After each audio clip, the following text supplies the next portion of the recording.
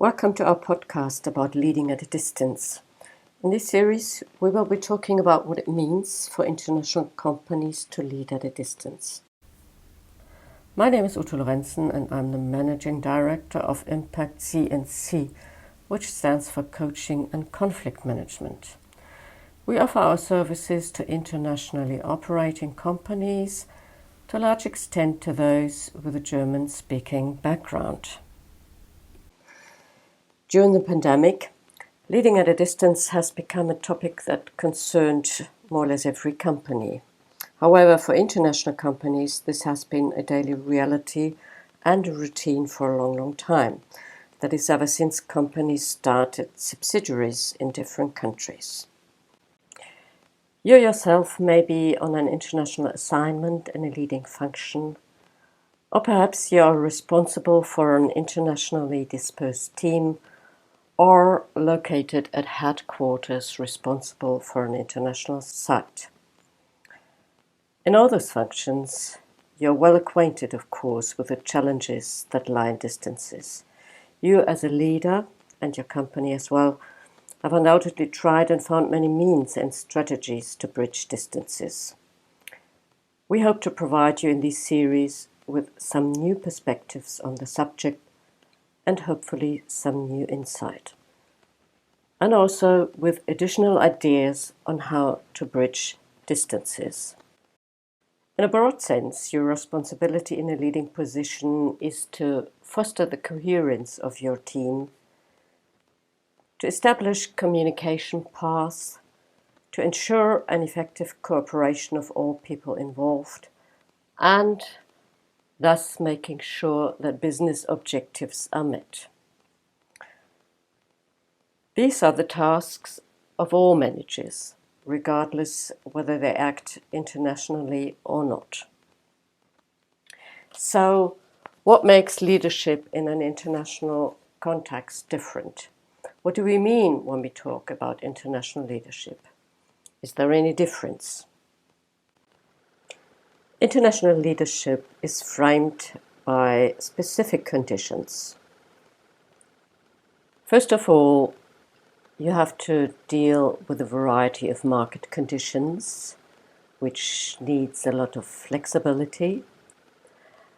Then what you need is the local as well as the global perspective. There are in every international company some additional layers of internal complexity. And last but not least, international companies have to deal with a variety of complicated compliance issues, which has an effect on your team and the people you deal with who are working together as well. So these conditions, they all shape your environment and subsequently the challenges you face and your team faces when working internationally. There are some specific challenges of distance and remote leadership. It might need an additional effort to build and keep up ties within the team. Misunderstandings might occur more frequently, leading to hold-ups and irritation amongst each other. And since specific backgrounds of all people involved might be so different, and there's essentially less knowledge about each other, there's a danger that people act on the basis of their assumptions towards one another, especially in critical situations. Also, in remote leadership and collaboration, and that is widely known, especially since the pandemic, it is very tempting to focus interaction mainly, if not exclusively, on issue-based interactions to the detriment of other team interactions and often very necessary other team interactions. And also the challenge that arises when people of multiple linguistic backgrounds work together. It is known that in international companies very often there exist linguistic subgroups or even parallel societies. So in all, leadership tasks in the international sphere do not differ fundamentally, but there are additional aspects and dynamic you have to deal with. When issues of leading at a distance are addressed today, it is often discussed in the context of virtual cooperation and virtual meetings, meaning that people meet via a meeting or conference platform to discuss specific topics. However, for us, remote leadership does not mean solely meeting via virtual platforms. Remote leadership also takes place outside the virtual room, and that is another specific challenge. Let me at this point introduce you to our perspective of what distance in international leadership or in international business comprises. We distinguish 4 dimensions of distance. The first is geographical distance.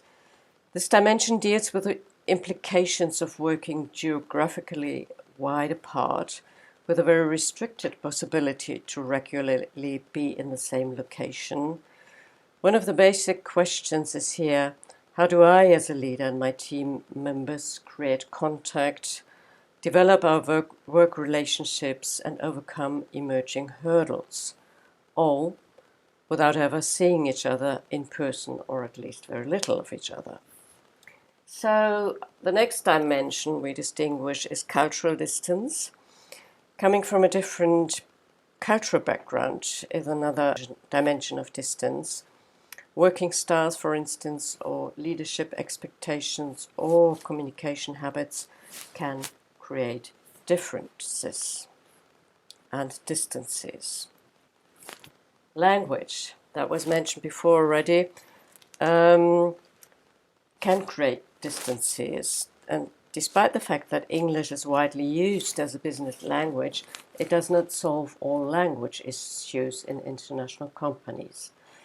Different language competencies, for instance, or the size of specific language groups, or they're also called speech communities, create their specific dynamics within teams and company. Often, inequality or felt inequality can be one of the resulting issues. And the last of the dimensions we talk about is organizational or internal distance. International companies with subsidiaries and other structures abroad are faced with an additional degree of complexity. This is due to the heightened complexity of the external environment, such as markets and customers and legislation and social security systems, and mirrored internally by multiple axes of management, multiple product lines, country units or geographical units, functions and processes. One of the effects of all these is, for instance, that there exists a multiplicity of stakeholders, all with their specific goals and interests. We will be dealing with all these aspects of distance in the 4 following episodes. Episode 2 will be about geographical distance. Episode 3 will be about cultural distance. The next one is language distance. And the last of the series is dealing with organizational distance. Companies as a whole can, on a policy level, decide to actively design internal processes so that the different questions arising from distances can be tackled. For you as a leader, there are a range of ways to bridge distances. In all of the coming 4 episodes, we will focus on one of the dimensions, as we said, and we will always look what leaders can do to bridge or reduce that specific form of distance. We'll stop here for today at this point. Thanks for your attention.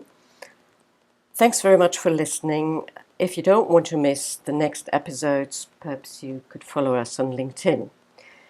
If you have any comments or experiences you want to share, your comments and ideas are very welcome.